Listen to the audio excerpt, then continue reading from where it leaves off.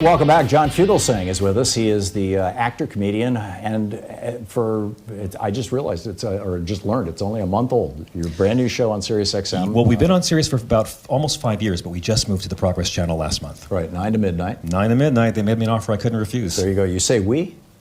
We? You said we just moved. Is that yes, the royal we? yes. Me and my show just moved, okay. Cool. and my guests, because we kept a lot of our regular guests and journalists. That's great. And you can find it on SiriusXM Progress 127, 9 to midnight Eastern, 6 to 9.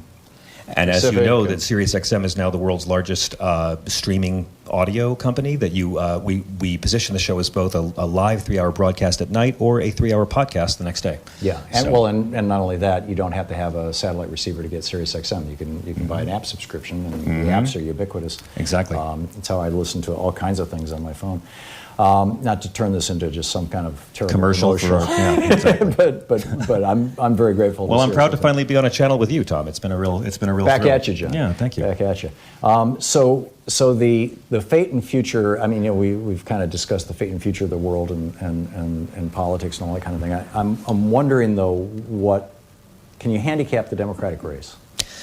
If you had asked me a year ago what I thought was the strongest ticket, I would have said Biden-Harris in terms of the strongest ticket to beat Trump. Mm-hmm. And it might still be. But it's strange. There's really two different races. People either want someone who will completely reform our entire system and unrig our economic system, or they want someone who will beat up Donald Trump on a debate stage and just get him out. And we'll see what happens next. We can't get both? Well, it's either a transplant or a tourniquet. You can get both. And I certainly think that Senator Sanders could do it. I think this whole thing might come down to Biden versus Sanders. I think Warren has at least as good a chance as Bernie does. I think Warren does as well. And there's a whole bunch of people, and we saw a couple of them yesterday, who are still so pissed off at Bernie for having had the audacity to challenge Hillary. And I have to deal with it every day. The Bernie-Hillary civil war is still raging, and it is if Trump's Warren greatest is the hope. nominee, that all goes away, which is not to say that I don't want Bernie, because I love Bernie. I love Bernie. Bernie was on my show for 11 years. I listen to Bernie on your show every week, and Bernie's done my show many times. I've done events with him. I love him personally, but I say to Bernie fans, and they get mad at me, when I ask people why they don't like Bernie Sanders, because I can't understand why you wouldn't, it's almost always the same thing, his male fans' online behavior. I keep hearing it time and time again.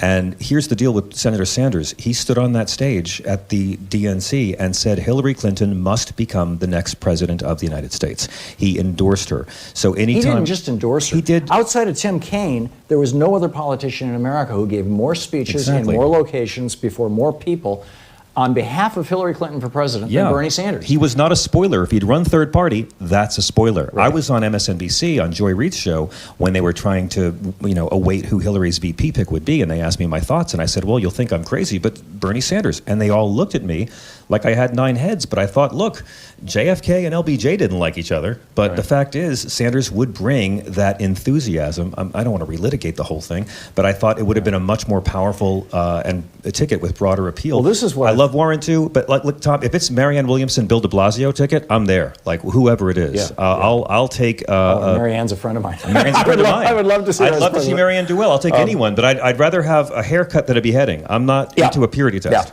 But the bottom line is, I think that the Republicans have been running base strategies since 1980. Oh yeah. That's what they figured out in 1980, is we're going to lose elections from, actually, you could say since 64, arguably, except Nixon didn't really run, well, Nixon sort of ran a base strategy in 68. But the drug war and the Southern strategy were Barry Goldwater did. He warned us. And it was so idealistic.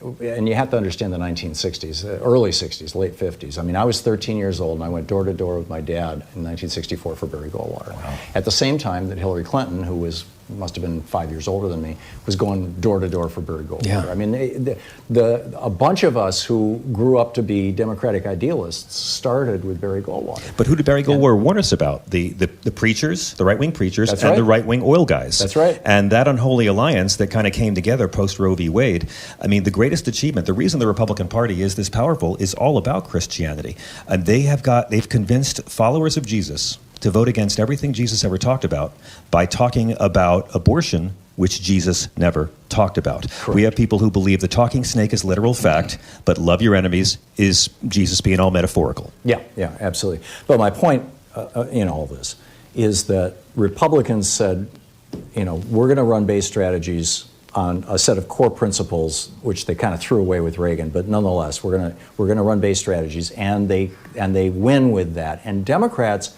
stopped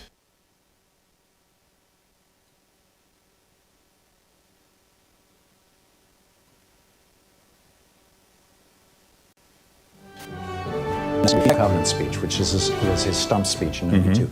It was FDR's second New Deal. Yeah. He was talking about jobs for everybody, housing for everybody, health care for everybody. I mean, it was, and of course, famously, the three guys sat him down.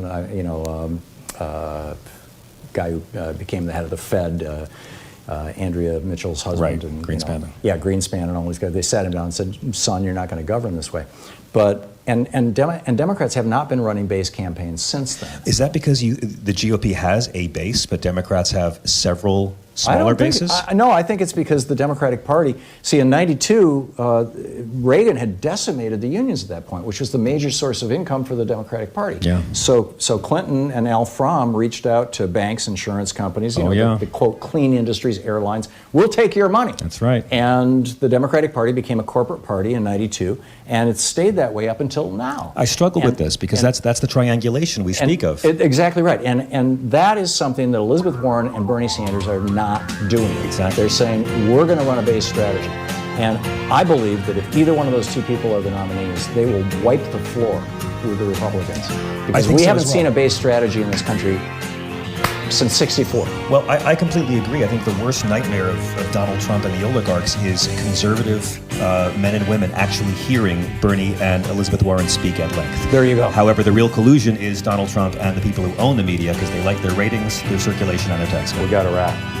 John Fugelsang, check him sir. out on SiriusXM, 9 to midnight Eastern Time. And thanks so much for being with us. We'll be back. Well, we'll be back. Happy impeachment. Yeah, there you go. Happy impeachment. And don't forget, democracy is not a spectator sport. It requires you. Get out there, get active, tag, you're in.